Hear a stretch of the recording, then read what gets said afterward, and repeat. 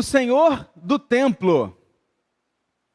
É sobre isso que falaremos nessa noite. Também um estudo um pouco mais, um pouco menos de conteúdo, mais curto um pouquinho, para que a gente também possa ter o nosso tempo de assembleia, mas não menor em questão de aprendizado, de ensino, de conhecimento, que vai com certeza acrescentar muito às nossas vidas, porque já me acrescentou enquanto estudava para esse estudo de hoje, para esse texto.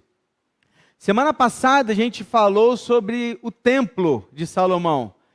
Você se lembra que a gente mostrou aqui imagens, entramos no templo, né, numa visão 3D, foi muito legal. Se você não viu o estudo de semana passada, eu queria te encorajar a procurar lá no YouTube e você ir ver as imagens, porque o podcast do estudo da semana passada não vai fazer tanto sentido. É melhor você ir nas imagens. Então vá para o YouTube, assim que você puder, assista lá o estudo da semana passada. Inclusive, Vaguinho, até te pedir, de repente, se puder colocar entre parênteses lá, Templo de Salomão, no título do estudo, para ajudar o pessoal até a encontrar depois. Você me ajuda nisso? Porque às vezes fica ali a questão do sonho, né? Edificando um sonho, não tem a ideia, às vezes, que é o estudo do Templo de Salomão. Então, a gente até para facilitar a vida de vocês. Então, procura lá depois, porque vai fazer muito sentido tudo o que aconteceu no estudo passado para aquilo que a gente vai ver a partir de agora também. Salomão, então, havia construído o templo e muitas pessoas, muitas não, algumas pessoas me perguntaram assim: pastor, é muito ouro, né? É muito glamour, precisava disso tudo, precisava de tanto ouro assim, precisava de ser tão assim glamouroso, parece que era um pouco de desperdício usar isso tudo de ouro, tantas coisas. E eu trouxe algumas razões para você, antes da gente entrar no estudo, do porquê que tinha que ser daquele jeito. Primeiro, que o templo, ele representava a casa de Deus, que era o lugar da habitação do Senhor no meio do seu povo. E talvez para a gente hoje, que já está no Novo Testamento, para a gente que já vive no tempo da graça, para a gente que já vive num tempo em que Jesus já veio, já morreu por nós, já ressuscitou, já rasgou o véu de cima e embaixo, para a gente pode parecer um pouco assim, desnecessário tanto glamour. Mas para aquela situação, para aquele contexto teológico e social daquela época, era de suma importância que o templo fosse o local mais belo e mais rico dentre todas as outras propriedades de Israel. Por quê? Porque ali era como se fosse, e era mesmo, né, o lugar da presença do Senhor daquele povo. Então, da mesma forma como o palácio do rei tem que ser algo maior do que as outras casas, o templo de Deus tinha que ser maior, inclusive, que o palácio de Salomão.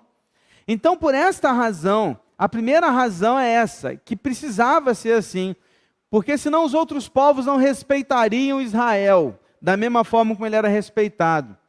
Por quê? Porque os reinos eram respeitados pela sua grandeza e pela sua riqueza.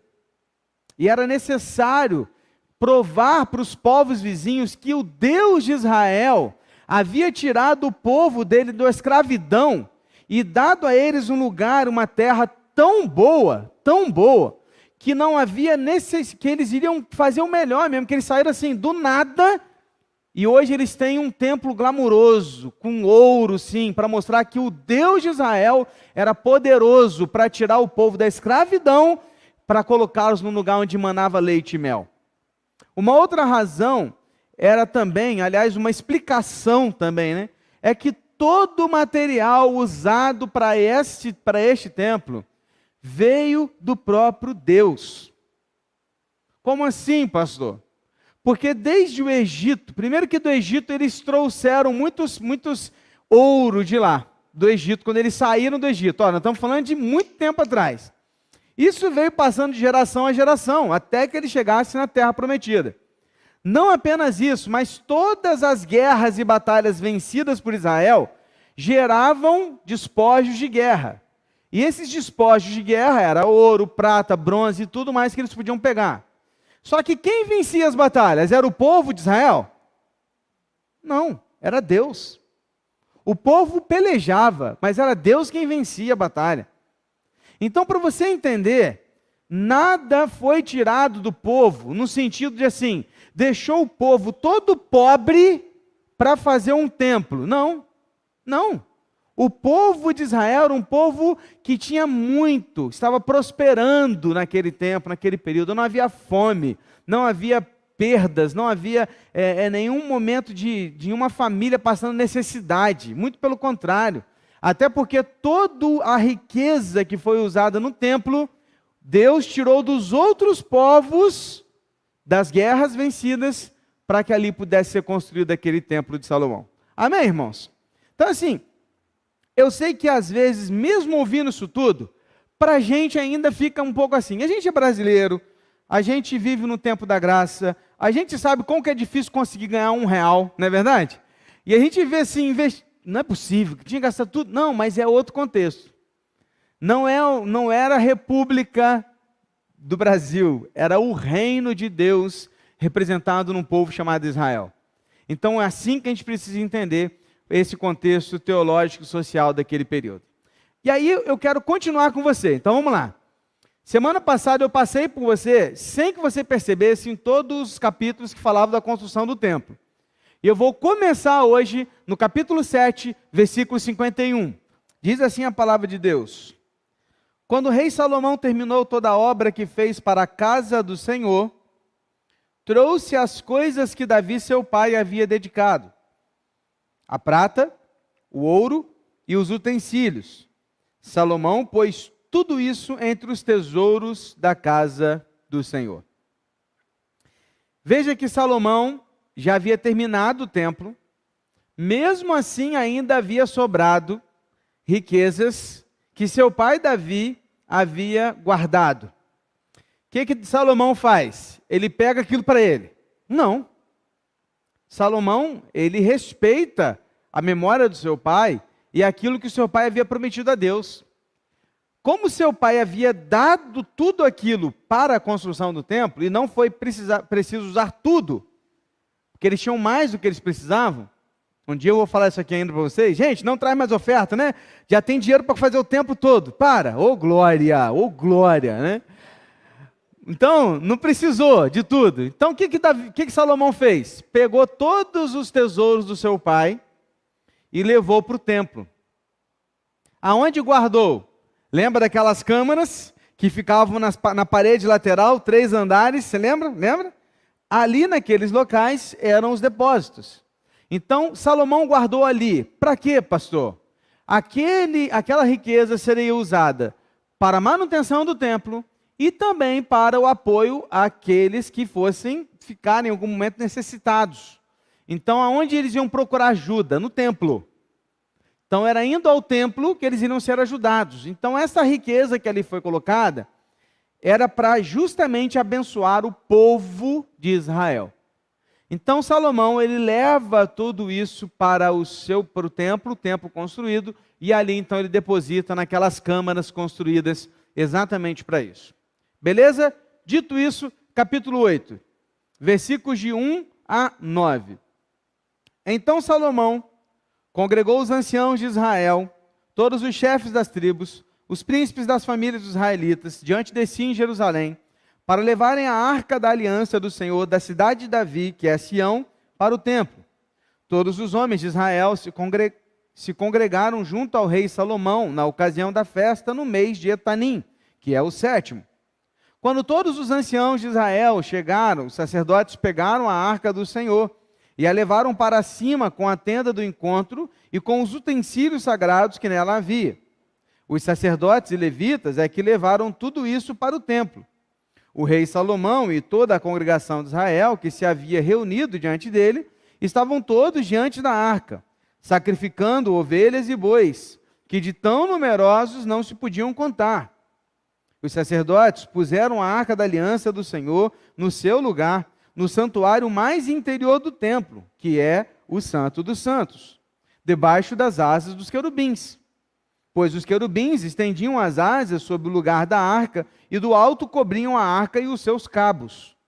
Os cabos sobressaíam tanto que suas pontas eram vistas do santo lugar, diante do Santo dos Santos. Porém, de fora não podiam ser vistos. E ali estão até o dia de hoje. Nada havia na arca, a não ser as 2 tábuas de pedra, que Moisés havia colocado ali em Horebe, quando o Senhor fez aliança com os filhos de Israel, ao saírem da terra do Egito. Sempre que você ler na Bíblia, dito, até os dias de hoje, isso não significa hoje nosso. Significa o hoje do autor, tá? Então, no momento em que o autor escrevia 1 Reis, ele podia dizer que até aquele dia, aqui estava de pé o templo e a arca daquela maneira. O que acontece? A Arca da Aliança foi o único utensílio, ou único móvel original do tabernáculo que foi levado ao templo. Lembra comigo? Moisés, no deserto, foi levado por Deus a construir um tabernáculo, que era feito com tendas, com panos, e também naquele dia, naquele momento lá com Moisés, foi feita essa Arca da Aliança. Beleza? Passa-se o tempo e agora estamos no Templo de Salomão construído, uma construção física. Todos os utensílios, conforme a gente viu semana passada, foram refeitos para o templo, menos a Arca da Aliança.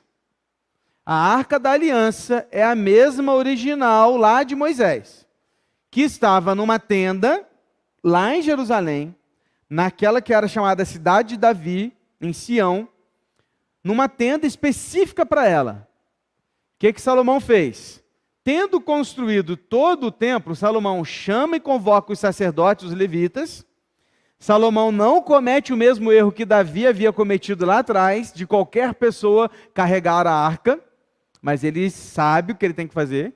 Então ele chama os levitas é quem podiam carregar a arca. Eles pegam a arca por aquele varão e levam até o templo recém-construído. Com isso, Salomão convoca todos os líderes, todos os chefes de família, todas as famílias, todos os homens, e eles vão em direção ao templo, onde eles vão se encontrar ali para este momento de consagração do templo. Chegando ali, irmãos, diz o texto que eles estavam fazendo muitos sacrifícios. Por quê? Porque aqueles sacrifícios que o povo havia levado para fazer naquele dia, estava representando isso. Nós estamos dedicando as nossas vidas ao Senhor. Era isso. Então eram sacrifícios de holocausto, sacrifícios pacíficos, ofertas pacíficas. Tudo isso eles estavam fazendo em gratidão a Deus e consagração deles ao Senhor.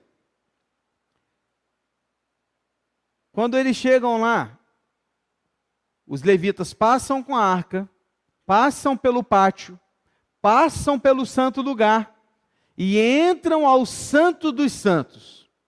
Lembra da imagem, né? Onde é o Santo dos Santos? É onde estão aquelas 2 estátuas de ouro de 2 querubins com suas asas, cobrindo de ponta a ponta, de parede a parede. Colocam a arca ali e se retiram do lugar, porque a partir daquele momento da consagração, somente o sumo sacerdote poderia entrar naquele lugar. Diz o texto que a ponta daquele varão era tão grande que ele ficava perto do véu, e era possível ver a ponta dele do santo lugar. Então imagina aqui, o sacerdote do santo lugar, o véu está diante dele, do lado de lá está o Santo dos Santos. Ao chegar aqui, ele conseguia visualizar os varões, a ponta dos varões. Ou seja, somente os sacerdotes. Ninguém de fora conseguiria visualizar isso. Está comigo? Um detalhe especial. Naquela arca não mais havia maná e não mais havia a vara de Arão, mas apenas as tábuas da lei. Pastor, por que não mais estavam ali esses objetos tão especiais e tão importantes para o povo? É porque estes materiais, tanto o maná quanto a vara, apontava para um tempo de peregrinação, apontava para um tempo de sofrimento, de dor, de deserto. apontava para um tempo em que eles precisavam se lembrar que Deus cuidou deles em todo o tempo. Mas não era mais necessário isso, porque agora eles estavam fixos num lugar, na terra prometida. O que eles precisavam lembrar? Dos mandamentos, das ordens divinas para que o povo vivesse bem. Por isso, as tábuas da lei apontam para o êxodo do Egito, para o Sinai, onde Moisés recebeu as ordens, e agora estava fazendo-os lembrar da graça de Deus que os havia tirado da escravidão e lhes dado uma terra boa, e que esta graça também exigia obediência. A obediência estava ligada nas tábuas da lei. E aqui é muito legal, porque a gente precisa tirar uma lição muito importante para as nossas vidas aqui, que vai aparecer para você aí. Obedecer às ordens divinas é característica vital de quem foi salvo pela graça. Queridos, não é possível alguém ser salvo pela graça em Cristo Jesus e não querer viver os mandamentos, as ordens, os ensinos e os princípios da palavra de Deus. Ele pode até ter alguns questionamentos por causa da carne, do velho homem que vem tentando se levantar. A gente tem a natureza pecaminosa, a gente sabe disso, né? Até o dia que nós seremos glorificados. Mas há essa luta entre homem, velho homem, carne e o espírito. Sim, há essa luta. E porque há essa luta, nós precisamos cada vez mais nos unir à palavra de Deus. Por quê? Porque a graça de Deus não exclui a obediência a Deus. Tem muita gente querendo viver na graça e no amor de Deus, como se Deus fosse alguém tão amoroso no sentido de bobo. Tipo, faz o que você quiser, está tudo bem. Não, querido. A graça de Deus nos salva e nos retira do inferno. E esta graça exige obediência. Porque embora tenha sido de graça para você, alguém pagou um alto preço. E esse alguém foi o Filho de Deus, Jesus Cristo. Então, meu irmão e minha irmã, o fato de sermos salvos pela graça não nos tira a obrigação e o desejo de sermos obedientes à palavra e às ordens de Deus. É o que Paulo fala nos seus escritos, quando falando sobre a graça, ele mesmo coloca um questionamento que poderia ser levantado, e alguém poderia dizer, bom, se somos salvos pela graça, então podemos fazer o que quiser, podemos pecar à vontade. E o próprio Paulo vai responder, não, porque se é seu desejo pecar à vontade, significa que o seu coração ainda não foi transformado. Porque um coração transformado não quer mais pecar à vontade, mas quer agradar o seu Deus. As tábuas da lei, dentro da Arca da Aliança, num lugar chamado Santo dos Santos, no Templo de Salomão, fazia-os lembrar que eles saíram do Egito, e isso foi pela graça, porque eles não mereciam, foram colocados numa terra que eles não mereciam. Essa terra foi dada a esse povo rebelde, desobediente, ingrato, mas as tábuas da lei ali dentro os fazia lembrar que eles tinham um compromisso na aliança. E a aliança era, sejam fiéis a mim, me obedeçam, sigam os meus mandamentos. Estamos juntos? Isso também é para o tempo de hoje. Salvos pela graça, mas obedientes à palavra de Deus. Então não tem essa de que eu faço o que eu quero. Não. Eu faço o que Deus quer. Porque se eu sou salvo pela graça, é para Ele que eu devo viver agora. Aí o texto continua. Versículos 10 e 11 vão dizer assim. Quando os sacerdotes saíram do santuário, uma nuvem encheu a casa do Senhor, de maneira que os sacerdotes não puderam permanecer ali para ministrar por causa da nuvem, porque a glória do Senhor encheu a casa do Senhor. Meus irmãos, eu fico imaginando, eu estava lendo esse texto, lendo os livros, os comentários, pegando algumas informações, e eu estava me olhando nessa situação, estava me colocando lá, e eu fecho os olhos e fico imaginando aquele templo lindo, o povo reunido, e de repente uma nuvem paira sobre o templo. Irmãos, que coisa maravilhosa! Que coisa fantástica! Porque a arca e o templo em si não teriam valor algum se não fosse a presença de Deus. Senão era só mais uma casa, eram só mais 4 paredes, era só mais um móvel de ouro, nada mais. Mas quando a nuvem do Senhor paira sobre aquele lugar, descendo e tomando a casa ali do Senhor, aquele templo, de forma tal que os sacerdotes precisavam sair, porque eles não conseguiam suportar estar ali, eles somente cantavam, louvavam e adoravam. Tamanha a presença de Deus naquele lugar. Agora sim, aquele era um santo lugar. Aquele era o Santo dos Santos. Cantamos agora há pouco, Espírito, enche a minha vida.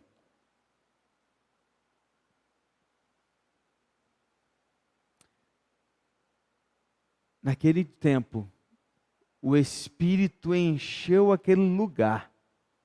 E hoje o Espírito enche as nossas vidas. A nuvem de glória havia conduzido Israel pelo deserto. Mas agora a glória veio habitar no templo lindo construído por Salomão. Enquanto a glória enchia aquela casa, os sacerdotes louvavam com vozes e instrumentos, porque Deus habita no meio dos louvores do seu povo. Quero refletir com você algumas coisas rápidas, vai aparecer aí também para você. Uma reflexão.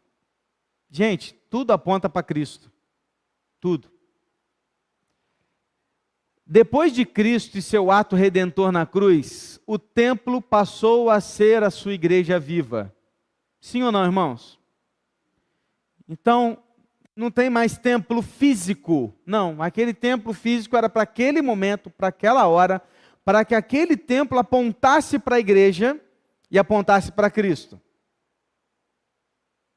Dito isso, o fato de o templo ter sido feito com o melhor aponta para a santidade das nossas vidas. Deus não habita em qualquer lugar.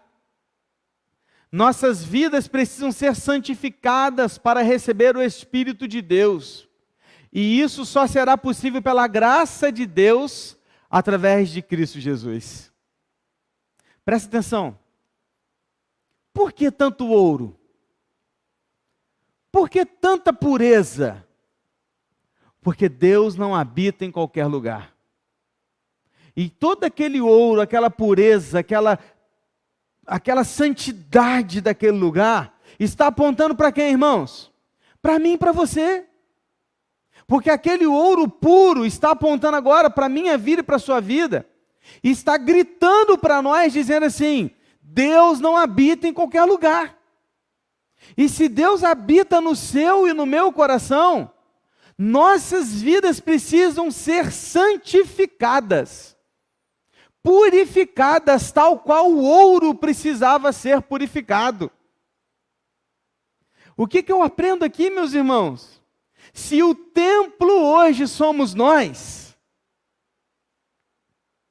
nossas vidas precisam ser santificadas para receber o Espírito de Deus.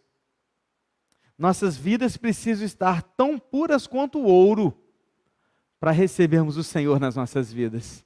Pastor, isso é impossível. Sim, é por isso que entra a graça de Deus através de Cristo Jesus. Porque agora Deus olha para mim, o templo do Espírito Santo, mas antes de chegar em mim, Ele vê a justiça de Cristo aqui, ó. E ao olhar para mim, ele vê a justiça de Cristo, a pureza de Cristo, a santidade de Cristo, e essa santidade é transmitida a mim. E hoje eu posso dizer que eu sou santo, não pelas minhas obras, nem pelos meus atos, mas porque Cristo me santificou. Amém, irmãos? Isso é lindo, gente. Isso é maravilhoso. A pergunta é, o que estamos fazendo com o templo do Espírito Santo? Já imaginou os sacerdotes não limpando aquele templo? Não usando lá as bacias com rodinha para lavar aquele lugar? Já imaginou a sujeira que não ia ficar?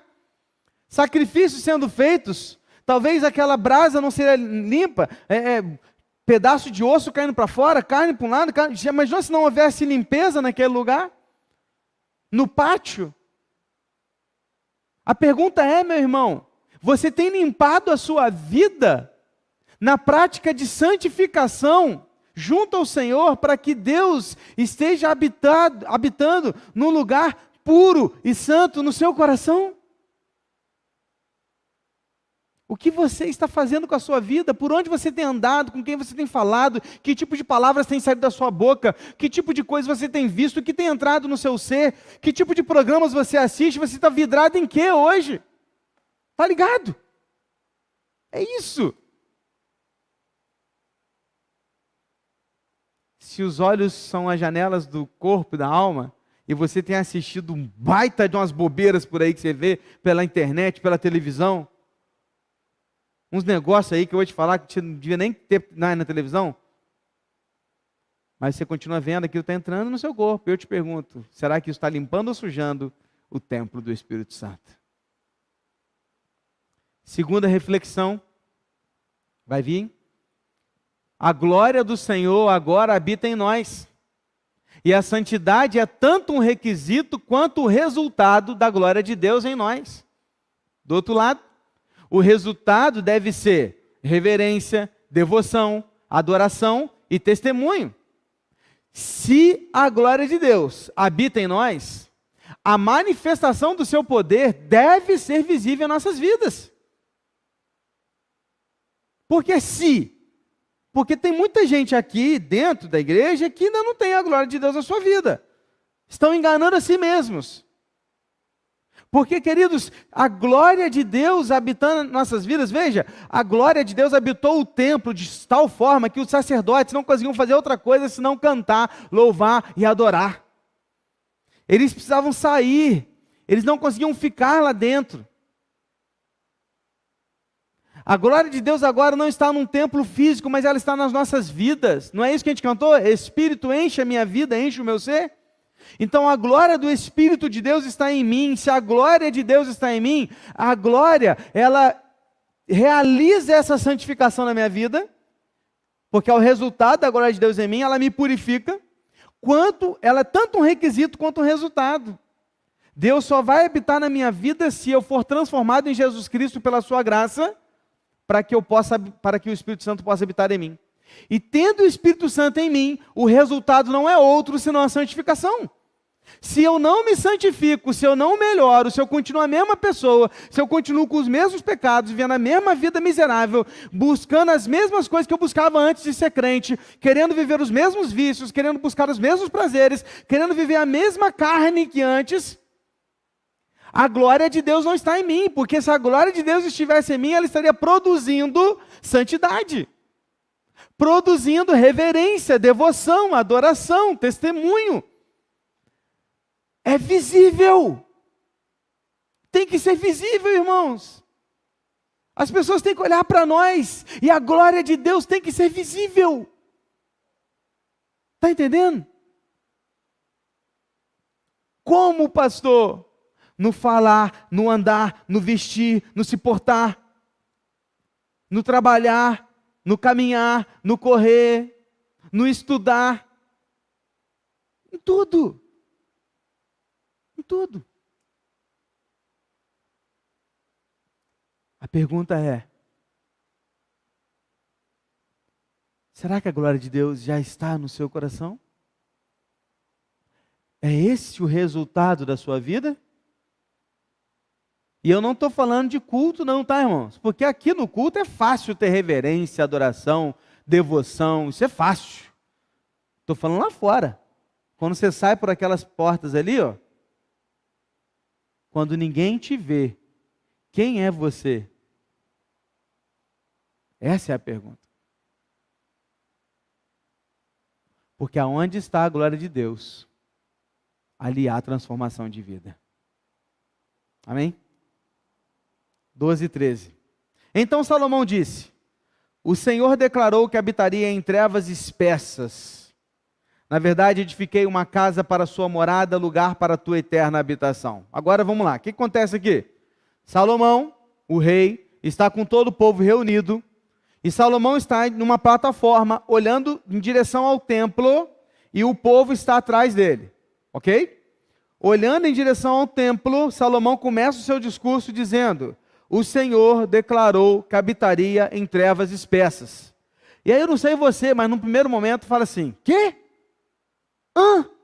Né? O que Salomão está falando, gente? Deus falou que vai habitar em trevas? Como assim? De onde Salomão tirou isso? Da Bíblia. É mesmo, sabia? Da palavra de Deus. Êxodo 19:9, Deus falando a Moisés disse assim: eis que virei a ti numa nuvem escura, trevas, para que o povo ouça quando eu falar contigo, e para que também creiam sempre em ti. Irmãos, que coisa fantástica. Deus não podia ser visto. Deus não pode ser visto, porque se ele fosse visto, haveria um monte de imagens por aí sendo adoradas. Eu tenho a minha posição de que é por isso que Deus não permitiu que o corpo de Moisés aparecesse. Então Moisés seria um outro ídolo. Quando Moisés está subindo o Monte Sinai, agora você imagina essa cena. Deus falando com Moisés, falou assim: sobe o Monte Sinai, eu vou descer uma nuvem preta lá, e você vai entrar no meio da nuvem preta, para que ninguém me veja, mas o povo vai me ouvir. E ao me ouvir, eles vão crer em mim e dar credibilidade a você. Vem. Tu vai? E aí? Tem moral? Subir um monte e desconhecido numa nuvem preta? Sabe por que Moisés subia? Porque Moisés já tinha intimidade com Deus. E ele sabia que era melhor estar numa nuvem preta com Deus, que num paraíso sem Ele.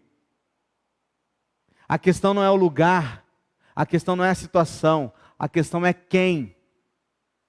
Quem está com você? De vez em quando dá um temporal aí, não dá? Ontem mesmo, né, um temporal, chuvarada, rapaz. Raios e mais raios, trovoadas. A Larinha ainda tem muito medo de chuva. Quando começa essa chuva, trovoadas, e eu estou em casa, ela corre para os meus braços, fica no meu colo, e ali ela fica quietinha. A chuva não parou, os raios não pararam, os trovões não pararam, mas ela se acalmou no meu colo. Por quê? Porque não é a situação, é quem está com ela. Ela confia em mim como seu pai. Agora, o que mais me chama a atenção, eu acho muito fantástico isso, sabe por quê?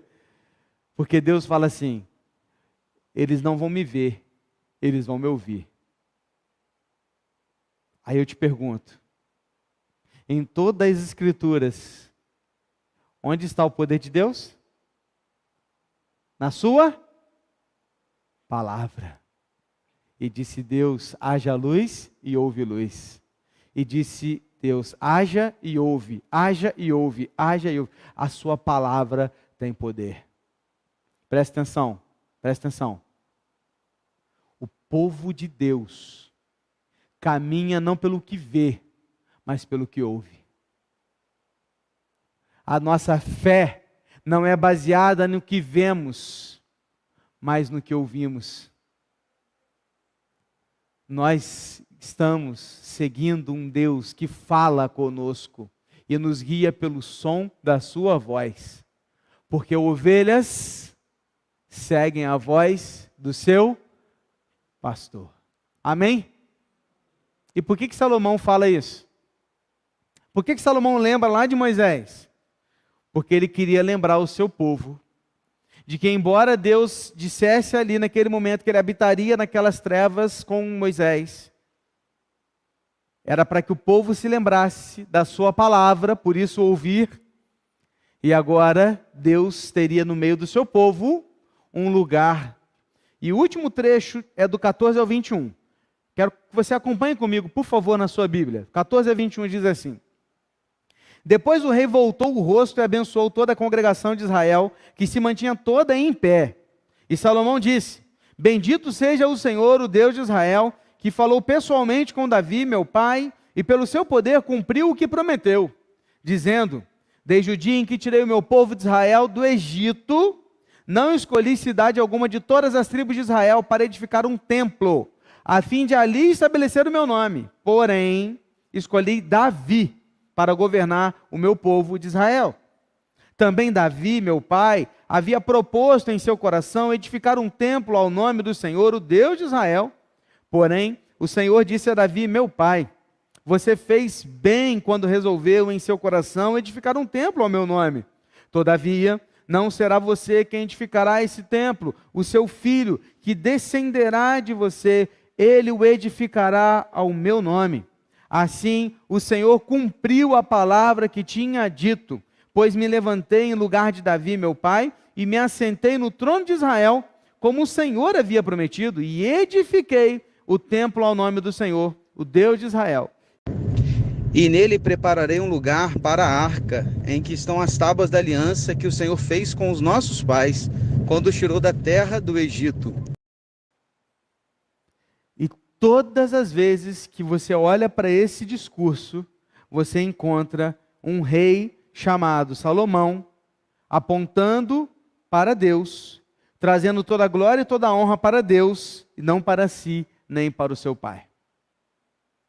O nome de Deus é mencionado pelo menos 14 vezes no discurso e na oração de Salomão. O rei teve o cuidado de dar toda a glória ao Senhor, o seu Deus. Porque sempre que o povo fosse ali adorar, ele deveria se lembrar da existência de um Deus bondoso, fiel e misericordioso. O que eu aprendo aqui? E algumas verdades que são destacadas aqui para a gente terminar, vai aparecer para você aí. 4 verdades finais deste último bloquinho de versículos. Primeiro, Deus sempre cumpre a sua promessa.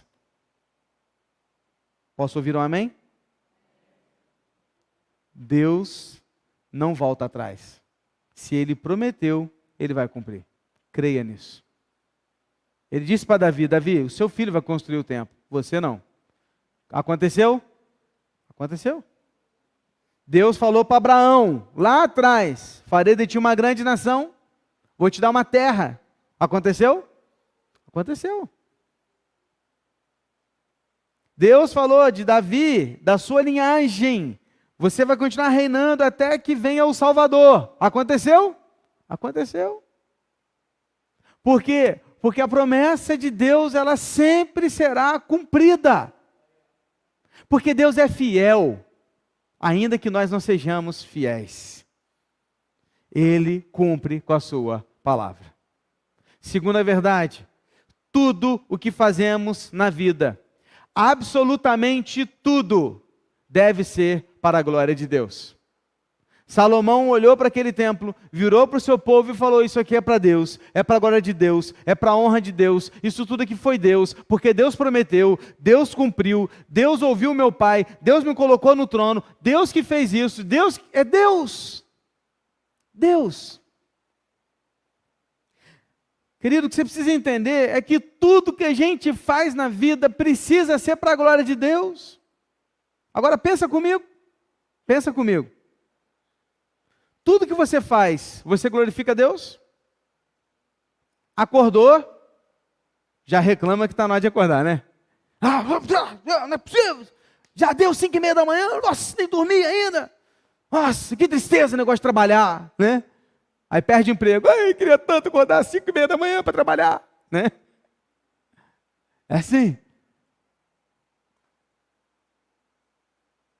Será que glorificamos a Deus com tudo que fazemos? No nosso namoro, no nosso casamento, com os nossos filhos, com os nossos pais, com as nossas escolhas, com as nossas compras, com o nosso dinheiro, com o nosso smartphone, com as nossas redes sociais, com a nossa televisão, com o que lemos, com o que ouvimos, com o que assistimos, glorificamos a Deus? O que eu aprendo é que tudo, absolutamente tudo, deve ser para a glória de Deus. 3. Deus se agrada de pessoas, não dos seus feitos. Opa, não entendi. Você precisa entender que Deus se alegrou com o fato de Davi ter desejado no seu coração construir um templo para ele. O texto diz que Deus se alegrou com Davi. Deus se alegrou com o teu servo pelo simples fato dele ter pensado em fazer. Não fez, porque ele não deixou, mas ele se agradou do teu servo. Os métodos e instalações, construções, como seria feito, plantas e tudo mais, isso era secundário, porque o principal era a dedicação e o desejo do coração de Davi, entregando tudo o que tinha ao Senhor. Presta atenção, o que eu estou querendo dizer para você é o seguinte: não é o que você faz, mas é com a intenção que faz. Porque tem gente que devolve o dízimo querendo segurar. Melhor você segurar. Achei que eu nunca ia falar isso, né? Mas eu estou falando. Porque, cara, não é o seu dinheiro, é a intenção. Tem gente que vem cumprir a escala, mas queria ter ficado em casa. Tem gente que reclama o tempo todo do ministério que está. Cara, então sai. Porque não é sobre fazer. É sobre quem você é para Deus. É a sua intenção, é o seu coração, é o seu desejo. É o que está aqui dentro. Deus está olhando aqui dentro, irmãos. É aqui dentro. É por isso que nós devemos ser como as crianças. Porque as crianças são sinceras, honestas e falam e fazem o que tem que fazer. A Lara chegou aqui no sábado, né, Vaguinho? Foi lá, ajudou o Marcelo e o Vaguinho com a lona. Ninguém mandou. Ela foi lá e começou a pegar, ajudar a cortar a lona. Mas se ela não quisesse, ela não ia. Eu podia mandar, não é verdade? Por quê? Porque criança faz o que está com vontade de fazer. Você precisa entender o seguinte: Deus está muito mais preocupado com você, com o que você faz. Então Ele quer primeiro tratar você, para depois que você faça algo para Ele. Amém?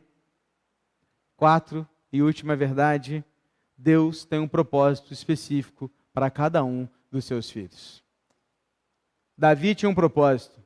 Ele não ia construir o templo. O propósito dele era governar bem o seu povo como um pastor que traz o rebanho para perto, guerreando contra os inimigos, lutando contra os lobos. Esse era o papel de Davi. Não era o papel dele construir. O propósito de Deus para a construção do templo estava em Salomão, não em Davi. E está tudo bem, porque Salomão tinha um propósito, Davi tinha outro. Quem determina isso? Deus. Agora presta atenção. Todos nós, filhos de Deus, recebemos de Deus um propósito para alguma coisa. O que Deus quer com você? Onde Ele quer te usar? Como? Aonde? Com quem? Por quê? Qual é o seu propósito? O seu propósito não é igual ao do outro. O meu propósito eu tenho bem definido. Eu estou tentando fazer. Mas o meu propósito não é o seu. E está tudo bem. Porque não é porque eu sou o pastor que eu sou melhor que você. Porque eu não sou. A gente é tudo igual. Tudo ovelha. Porque o Senhor, Ele apenas distribui os dons. Cada dom determina os nossos propósitos.